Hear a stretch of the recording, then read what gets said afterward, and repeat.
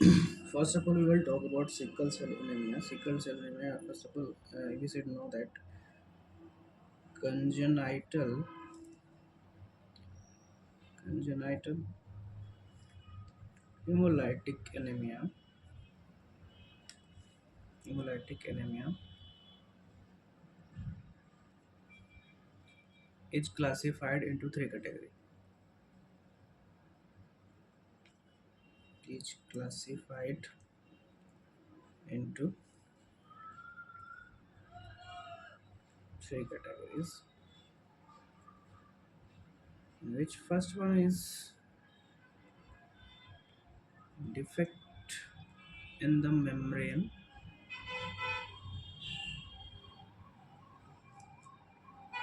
of red blood cell,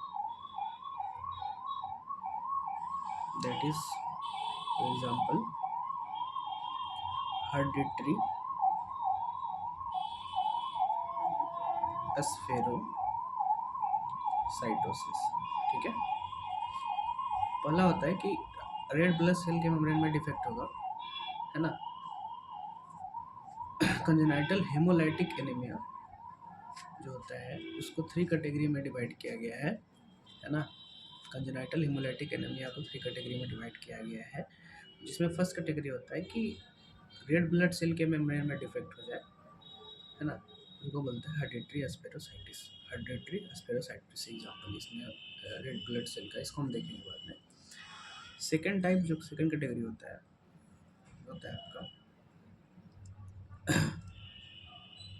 haemoglobinopathies. कोई haemoglobin से related defect हो, है ना, हेमोग्लोबिन कम हो, है ना, हेमोग्लोबिन बन नहीं रहा, है ना, इस तरह का डिफेक्ट। फॉर एग्जांपल, इसका एग्जांपल कौन कौन से डिजीज होते हैं जो कंजेनाइटल होते हैं? अल्फा अल्फा और बीटा थैलेसेमिया, और इसका एग्जांपल बोल सकते हैं सिक्कल सेल एनीमिया, है ना, sickle cell anaemia. Third category जो जिसमें इसको क्लासिफाई किया गया है वो है फिर से आरबीसी से रिलेटेड है। वो होता है कि आरबीसी का जो मेटाबॉलिज्म है उसमें कोई प्रॉब्लम हो, है ना। डिफेक्ट इन द आरबीसी में मेटाबॉलिज्म, आरबीसी मेटाबॉलिज्म। इसका एग्जांपल है आपका, आप एग्जांपल इसका ले सकते हो जैसे कि ग्लूकोज 6 फॉस्फोडिहाइड्रोजनेट डेफिशिएंसी। सबको बाद में हम एक्सप्लेन करेंगे। ग्लूकोज 6 फॉस्फोडिहाइड्रोजनेस डेफिशिएंसी,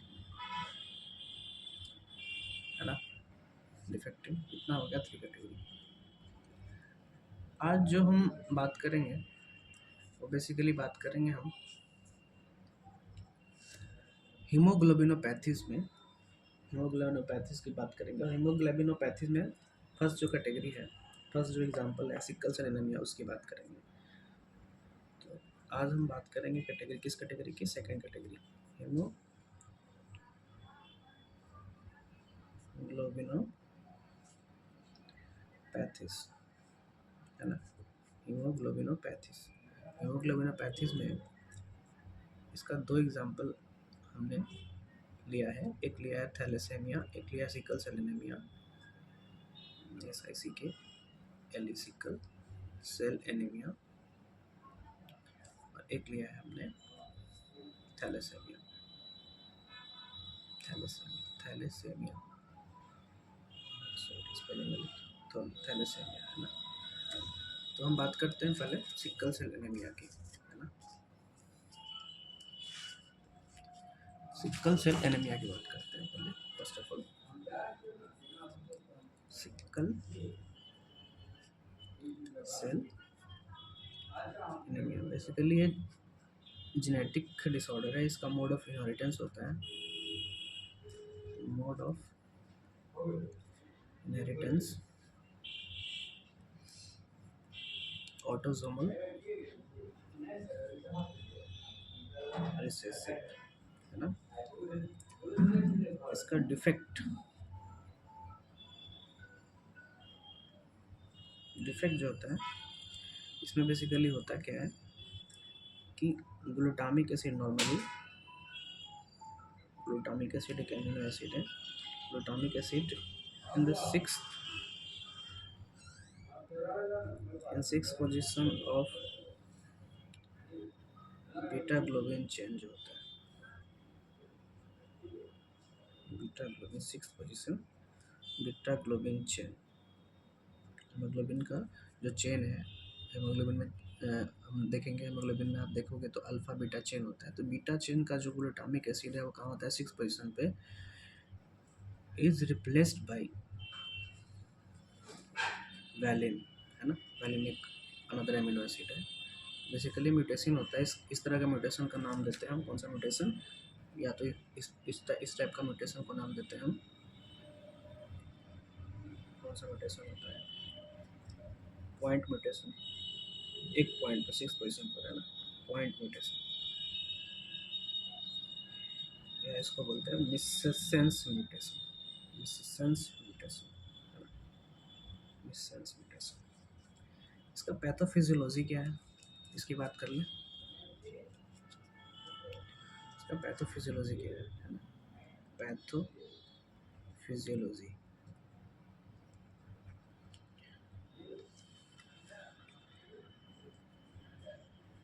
अब जो म्यूटेटेड हेमोग्लोबिन जो बनता है, beta chain, mutated beta chain की वजह से जो हेमोग्लोबिन बनता है, उसको, उस हेमोग्लोबिन को हम क्या बोलते हैं, HbS टाइप का हेमोग्लोबिन। तो टाइप ऑफ हेमोग्लोबिन क्या बोलेंगे हम, HbS type, HbS type, sickle, sickle set का हो जाता है आरबीसी आपका, आरबीसी का सेट कैसा हो जाता है, सिकल सेट, है ना। तो बेसिकली इसमें होता क्या है कि ये प्रेसिपिटेट होता है, या हाइपोक्सिया होगा, है ना, हाइपोक्सिया होगा, डिहाइड्रेशन होगा, एसिडोसिस होगा। ये सब यदि आपको हो रहा है, ये सब जब जब होगा इस केस में, जिसमें ये म्यूटेशन हुआ है, उसमें यदि ये हाइपोक्सिया होता है, डिहाइड्रेशन होता है, एसिडोसिस होता है, वो प्रेसिपिटेट करता है किसको, सिकलिंग ऑफ द आरबीसी को, है ना, सिकलिंग ऑफ द आरबीसी। और चूँकि पहले जो था आरबीसी बाई कन्वेक्स, है ना, पहले जो सेप था वो क्या, कैसा सेप था, पहले जो नॉर्मल सेप था बाई कन्वेक्स सेप, वो अब क्या हो गया, अब सिकल सेप, सिकल सेप का हो गया। तो सिकल सेप का होने की वजह से क्या है, वो ब्लड वेसल्स में क्या करेगा, उसका सरफेस एरिया ज़्यादा हो गया, तो ब्लड वेसल्स में ब्लॉकेज करेगा, है ना, ब्लॉकेज। तो blockage of the blood vessel, blockage of blood vessels, है ना, ये होता है blockage of the blood vessels. ठीक, इतनी सारी बात हो गई। ये बात करें हमने पैथोफिजियोलॉजी की। अब क्लिनिकल फीचर क्या होगा इसका, क्लिनिकल फीचर बेसिकली इस डिजीज़ में क्या क्या मिलते हैं। तो क्लिनिकल फीचर्स में, इसमें आपको जो, आप पेशेंट का अपीयरेंस, अब जब जनरल एग्जामिनेशन कीजिएगा, इंस्पेक्शन कीजिएगा, तो उसमें आपको मिलेगा एक टेरस, है ना, एक टेरस, पैलर, माइल्ड स्प्लिनोमेगाली मिल सकता है आपको on palpation,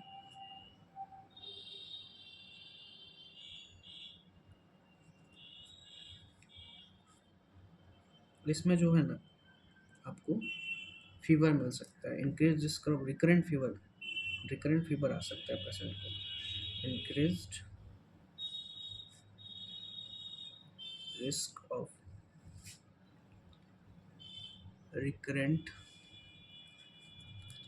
increase risk of recurrent febrile episode. ठीक है, अब इसमें चूँकि ब्लड वेसल्स में ब्लॉकेज हो रहा है, इसकी वजह से क्या होता है, वैसो ओक्लूसिव क्राइसिस होता है ना, उसके वजह से जो क्लिनिकल फीचर आता है वो क्या क्या है, तो due to vaso occlusive crisis, blockage की वजह से वैसो ऑक्लूसिव क्राइसिस, है ना, वैसो ऑक्लूसिव क्राइसिस। तो वैसो ऑक्लूसिव क्राइसिस की वजह से फर्स्ट जो क्लिनिकल मैनिफेस्टेशन होगा वो क्या होता है, बोनी पेन, बोनी पेन को बोनी पेन मिलेगा सिम्टम में। इसमें जो नॉर्मली जो कॉमनली जो यूजुअली जो बोन्स अफेक्ट होते हैं वो कौन कौन से बोन होते हैं, फीमर लॉन्ग बोन्स होते हैं, फीमर, टीबिया। अच्छा, अब जब वैसो ऑक्लूसिव क्राइसिस के साथ यदि पेशेंट को आता है तो उसका फर्स्ट क्लिनिकल अर्लीस्ट जो क्लिनिकल मैनिफेस्टेशन होता है वो क्या होता है, वो होता है डैक्टिलाइटिस।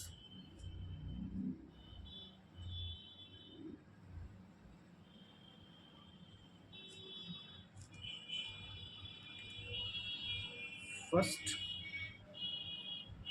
Clinical manifestation in of sickle cell anemia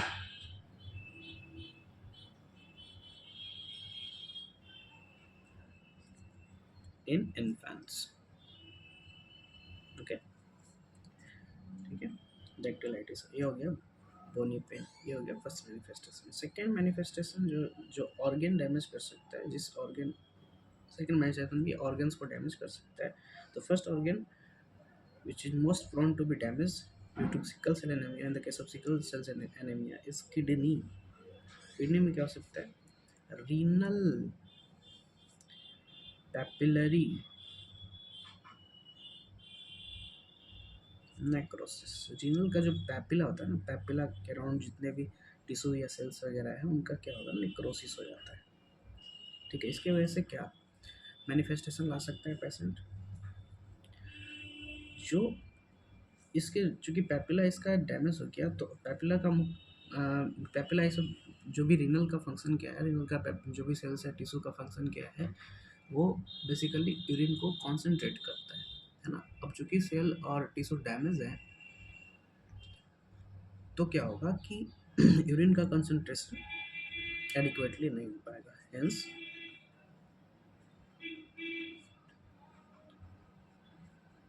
the inability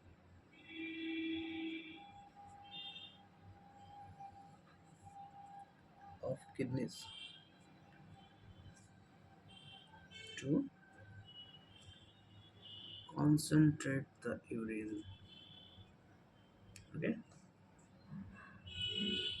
इसकी वजह से क्या होगा, क्योंकि बेसिकली कंसंट्रेशन होने की वजह से क्या होता था कि यूरिन का जो ऑन्कोटिक प्रेशर है या उसको बोल लीजिए ऑस्मोलिटी है, वो प्लाज्मा ऑस्मोलिटी में ग्रेडियंट होता था।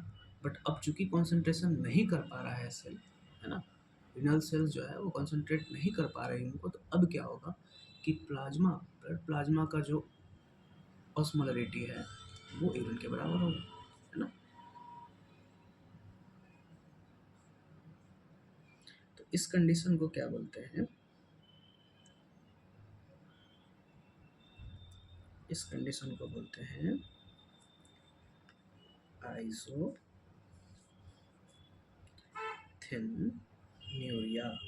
आइसोथिनूरिया, है ना, आइसोथिनूरिया। इसमें क्या होगा,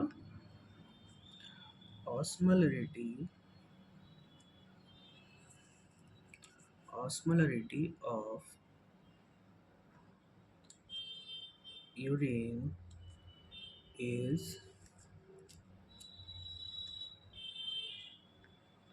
the same as प्लाज्मा, है ना। ठीक, तीसरा जो मोस्ट कॉमन ऑर्गन है, थर्ड मोस्ट कॉमन ऑर्गन जो सिकल सेल एनीमिया में अफेक्टेड होता है वो है स्प्लीन, है ना, स्प्लीन। स्प्लीन में क्या होता है,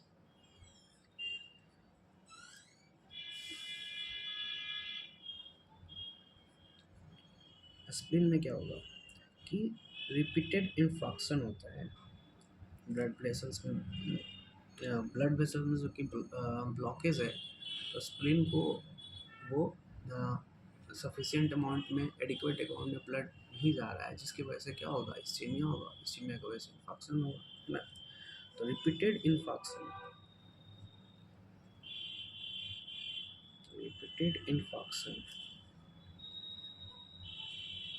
due to multiple vaso occlusive crisis, है ना। Repeated infarction due to multiple vaso occlusive crisis, तो बेसिकली यहाँ पे क्या होगा, स्प्लीन का इन्फॉक्शन। इसकी वजह से क्या होगा, इसकी वजह से होगा क्या, चूँकि रिपीटेड इन्फॉक्शन हो रहा है, स्प्लीन का बेसिकली सेल डैमेज हो रहा है ना। तो ये रिजल्ट्स इन ऑटो स्प्लीनेक्टोमी, स्प्लीन आपका खत्म हो जाएगा एट 6 years ऑफ एज। इस कंडीशन को क्या बोलते हैं, एस्प्लीनिया, एस्प्लीनिया। चौथा जो सिस्टम इन्वॉल्व हो सकता है सिकल सेल एनीमिया में, वो है आपका CNS, central nervous system. Basically इसमें क्या मैनिफेस्टेशन होगा, जब सेब्रल वेसल्स का आपका कंजेशन होगा, है ना, सेरेब्रल वेसल में वैसो ऑक्लूसिव क्राइसिस होगा, तो क्या हो सकता है, ऑक्लूजन हो गया सेरेब्रल ब्लड वेसल्स में, तो क्या हो सकता है, स्ट्रोक हो सकता है ना, स्ट्रोक, स्ट्रोक। पांचवा एंड मोस्ट इम्पॉर्टेंट जो मैनिफेस्टेशन है सिकल सेल एनीमिया में due to vaso occlusive crisis is acute chest syndrome, acute chest syndrome. ये क्या है, एक्यूट चेस्ट सिंड्रोम क्या है, बेसिकली ये सिम्टम आता है जब आपका पल्मोनरी ब्लड वेसल्स, है ना, इसमें पल्मोनरी ब्लड वेसल्स में वैसो ऑक्लूसिव क्राइसिस होने लगे, तो ठीक है। ये फिशर जो है ना, फिश इसका ये ये जो एक्यूट चेस्ट सिंड्रोम है, ये ऐसा बिहेव करता है, ये मिमिक करता है ना, फीचर्स इसका सिमिलर होता है किसके, sudden sudden pneumonia like symptom देगा, है ना, सडन निमोनिया लाइक सिम्टम। क्या क्या है सिम्टम्स में, सिम्टम्स में आपका होगा फीवर, है ना, कफ, टैकिनिया,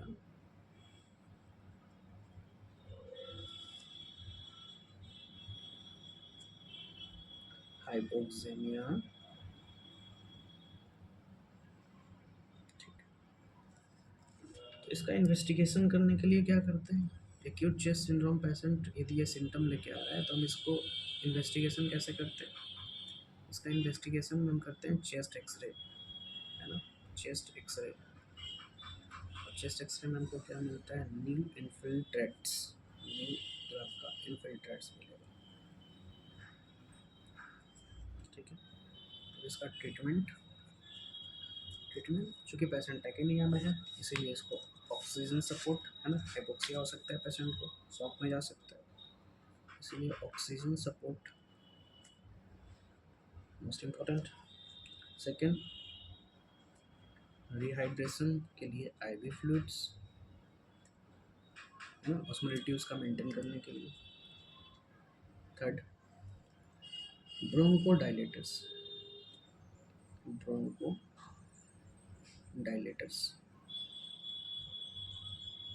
है ना। और फोर्थ में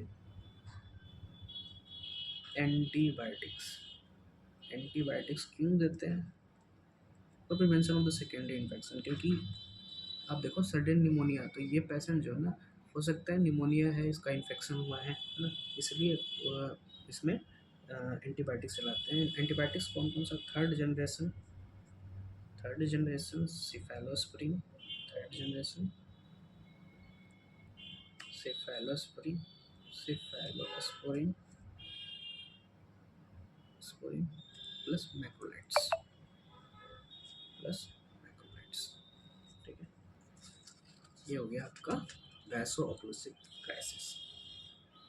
एक और तरह का क्राइसिस जो है हमें सिकल सेल एनीमिया में देखने को मिलता है, वो कौन सा क्राइसिस है? वो है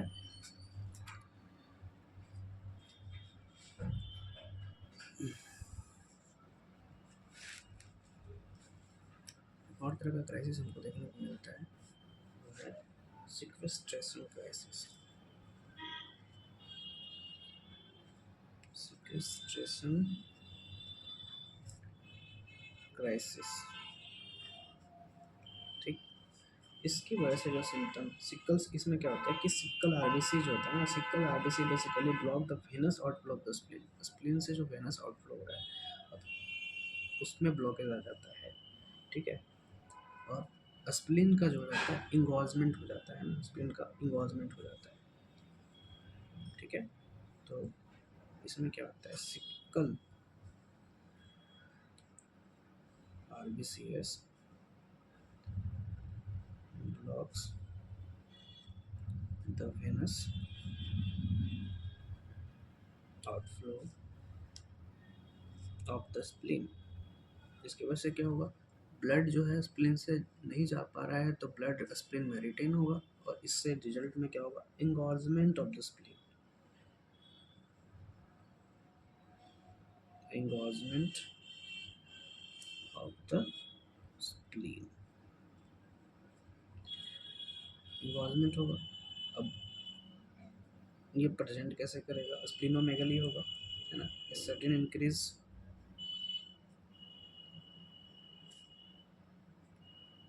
in the size of spleen,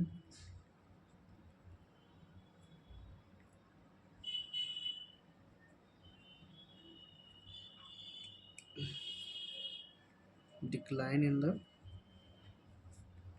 hemoglobin greater than 2 ग्राम। यदि पहले 7 ग्राम था तो अब पहले 9 ग्राम था तो अब 7 ग्राम हो जाएगा, ठीक है। ये इसकी वजह से किसकी वजह से होता है, increased RBC destruction due to the hyper activation of the spleen, increase destruction of RBC, ठीक है। एक और तरह का क्राइसिस होता है इसमें, जिसको बोलते हैं ए प्लास्टिक क्राइसिस, ए प्लास्टिक क्राइसिस। इसमें क्या होता है, सडन ऑनसेट ऑफ पैनसाइटोपेनिया हो जाता है, sudden decline, sudden decline in all cell counts, okay. जब सारा ब्लड सेल्स का काउंट यदि डिक्रीज हो जाए तो उस कंडीशन को बोलते हैं पैनसाइटोपेनिया, ठीक है। Basically it is precipitated bye infection parvovirus B19, precipitated by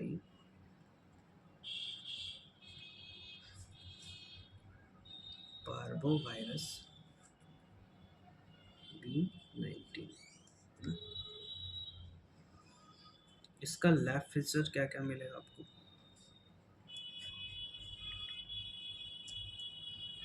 तो फर्स्ट है सिकल सेप्ट, तो आरबीसी मिलेगा, सिकल सेप्ट आरबीसी मिलेगा।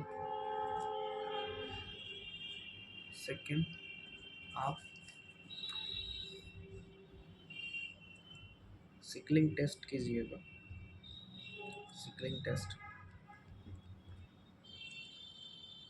सिकलिंग टेस्ट किससे करते हैं, 2% मेटा बिस सल्फेट, इसके दौरान सिकलिंग टेस्ट करते हैं तो पॉजिटिव मिलेगा सिकलिंग टेस्ट हमको, है ना। तीसरा जो होगा हेमोग्लोबिन इलेक्ट्रोफोरेसिस करेंगे हेमोग्लोबिन का शेप पता करने के लिए, तो प्रीडोमिनेंटली हमको क्या मिलेगा, HbS, है ना, किस टाइप का हीमोग्लोबिन है, तो हमको इसमें इलेक्ट्रोफोरेस में क्या मिलेगा, HbS प्रेडोमिनेंट मिलेगा। इसको एग्जामिन करने के लिए जो गोल्ड स्टैंडर्ड टेस्ट है हमारा, वो क्या है, HPLC, high performance liquid chromatography, है ना, हाई परफॉर्मेंस लिक्विड क्रोमेटोग्राफी। ठीक है, अब बात करते हैं management of the case of sickle cell anaemia.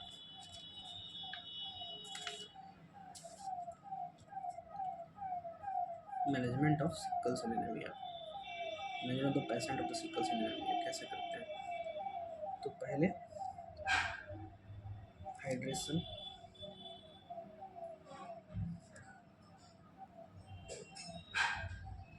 Patient hydration and analgesia. Analgesia में एनाल्जेसिया कौन सा यूज करते हैं, हम नारकोटिक्स यूज करते हैं। यदि पेशेंट बोनी पेन के साथ आ रहा है ना, बोनी पेन है, सीवियर बोनी पेन है, उसके साथ आ रहा है, तो उसमें एनाल्जेसिया देते हैं। एनाल्जेसिया में भी कौन कैटेगरी का नारकोटिक्स देते हैं। चूँकि ब्लड सेल का प्रॉब्लम है ना, ब्लड आरबीसी का, आरबीसी कम है, हेमोग्लोबिन कंसंट्रेशन कम है ना, तो क्या करते हैं, red cell transfusion, red cell transfusion. ठीक, इससे क्या होगा, to improve oxygen carrying capacity.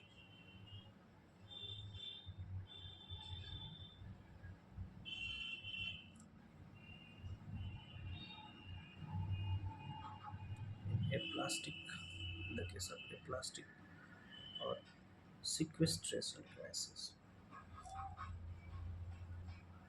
ठीक, फिर सेकंड क्या कर सकते हैं, एक्सचेंज ट्रांसफ्यूजन। एक्सचेंज ट्रांसफ्यूजन मतलब कि ब्लड जो है ना, फ्रेश ब्लड, हम ब्लड जो इन्फेंट का ब्लड है उसको फ्रेश ब्लड से एक्सचेंज कर सकते हैं, है ना, एक्सचेंज ट्रांसफ्यूजन, एक्सचेंज ट्रांसफ्यूजन। इसका इंडिकेशन कौन सा है, इसका इंडिकेशन है यदि पेशेंट स्ट्रोक, स्ट्रोक में हो, या फिर acute chest, acute chest syndrome के साथ प्रेजेंट कर रहा हो। ठीक, बेसिकली हमको इसमें हमारा जो गोल है वो क्या है कि हम HbS का कंसंट्रेशन है ना, HbS का कंसंट्रेशन जो कि पहले प्रीडोमिनेंट है, ग्रेटर देन 50% है, उसको हमको लेस देन 30% रखना है। ठीक है, अब कुछ ड्रग्स भी आजकल मार्केट में अवेलेबल हैं जो कि सिकल सेल एनीमिक पेशेंट को, इन्फेंट्स को दिया जाता है ना। तो कौन सा पहला ड्रग है इसमें जो मोस्ट कॉमनली यूज होता है, वो हाइड्रोक्सीयूरिया, हाइड्रोक्सीयूरिया, हाइड्रोक्सीयूरिया। इसका इंडिकेशन क्या है, in less than, sorry, in greater than 9 months of age, है ना। ये करता क्या है बेसिकली, ये HbF के कंसंट्रेशन को इंक्रीज, रेज करके रखता है। ठीक है, HbS टू HbF कंसंट्रेशन को रेज करता है। ठीक है, इस ये करता क्या है basically, it decreases the bony pain, decrease the pain, normalize the crisis,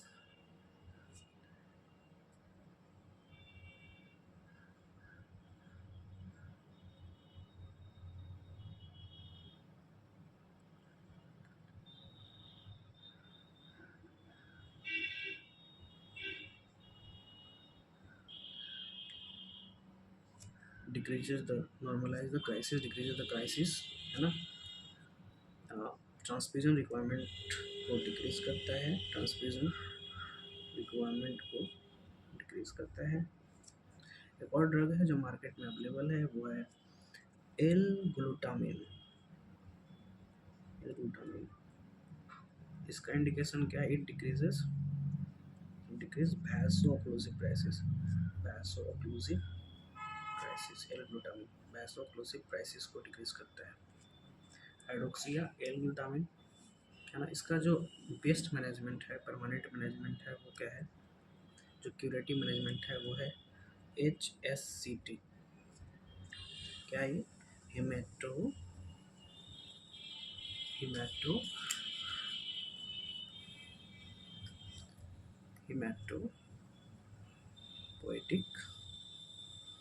haematopoietic stem cell